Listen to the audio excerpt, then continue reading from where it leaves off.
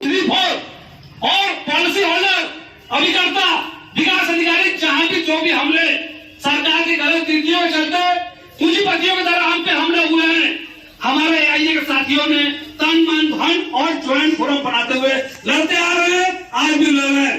दोस्तों, ये तो की हमारी उपलब्धियां।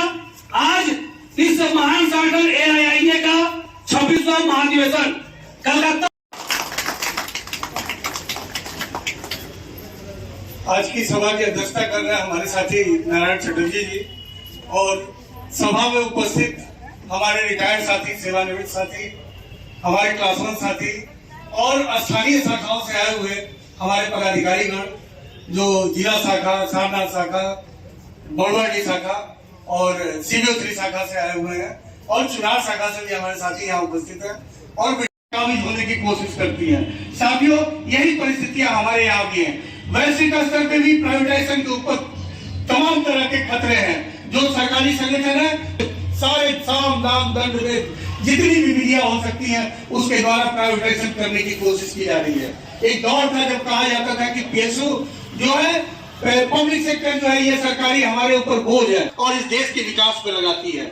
लेकिन इन सारे तर्कों को दरकिनार करते हुए ये सरकार तमाम अपनी नीतियों के द्वारा इन संस्थाओं का प्राइवेटाइजेशन करने की कोशिश कर रही है, जो इस देश की समृद्धि के लिए काम करते हैं। साथियों, हम देखते हैं कि यदि के द्वारा इसको चोरी से पास कराया गया, इसकी कोई चर्चा नहीं हुई। आपने देखा कि आईआईडी के द्वारा तमाम तरह के ऐसे निर्णय हमारे सामने आ रहा है। हमारे सामने आ रहा है कि एजेंट की पोर्टेबिलिटी होगी, और हम आप जानते हैं, रसोइये ने कहा तवा बदल दो, रोटी फिर जली। रसोइये ने कहा आटा बदल दो, रोटी फिर जली। रसोइये ने कहा पानी बदल दो, रोटी जलती रही, पर किसी की हिम्मत या कहने की नहीं हुई कि रसोइया बदल दो। साथियों, आज वो समय आ गया है कि जब रसोइया बदलने का समय है, हमको रसोइया बदलने की जरूरत है। इसीलिए ये नारा दिया जाता है कि बहुत हुई महंगाई की मार, उखाड़ फेंको सरकार। आप समझते रहिए साथियों। अब बहुत हुई महिलाओं पे अत्याचार।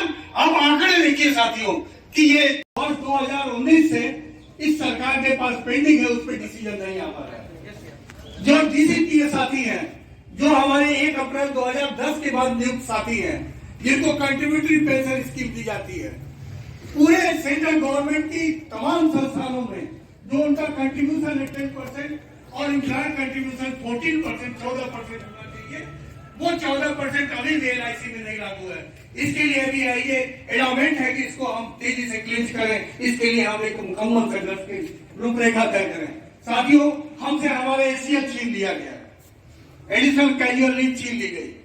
एआईए ने ये मांग की है कि हमारे सामने जो सफिक्स और प्रीफिक्स के जो एआईए का 26वां जनरल कॉन्फ्रेंस जो कलकत्ता में संपन्न हुआ, उसको वीडियो आइए वाराणसी मंडल के द्वारा विनोद श्रीवास्तव जी द्वारा रिपोर्टिंग किया जाए। इसको एआईए कह रही है कि एआईए सुविधाएं इस तरह वास्तव में आपके लिए चैलेंजिंग है और सबके लिए चैलेंजिंग है। हमारे देश में तेजी से लोकतंत्र खत्म हो रहा है। हमारे सामने चैलेंजेस है साथियों कि इस डेमोक्रेसी को बचाने के लिए महान संगठन all India insurance employ association यानी एआईए का ये 26वां महाधिवेशन न्यू टाउन ज्योति बसु नगर कलकत्ता में संपन्न हुआ, और जिसका ये रिपोर्टिंग बनारस मंडल में वीडियो आइए वाराणसी मंडल द्वारा की जा रही है। आप सुने।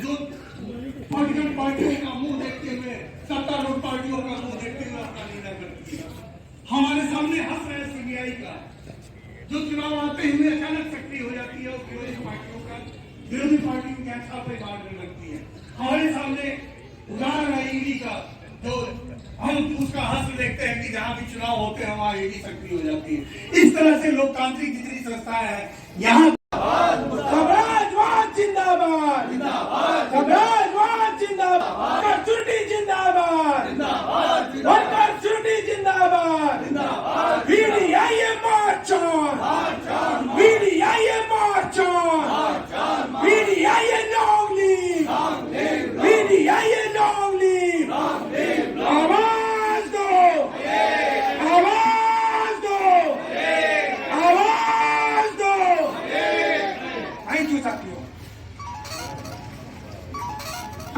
बीडीआईए के सभी बहादुर बहनों भाइयों को मेरा लाल सलाम।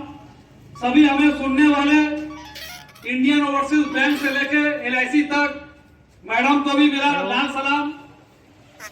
और जैसा कि आप सबको मालूम है, हिंदुस्तान का महान संगठन all India insurance employ association यानी AIIA, जिसकी स्थापना 1 जुलाई 1951 को हुई थी। और AIA की पहली जो हमारी शर्त रही है, आंदोलन हड़ताल रही है, बीमा का राष्ट्रीयकरण।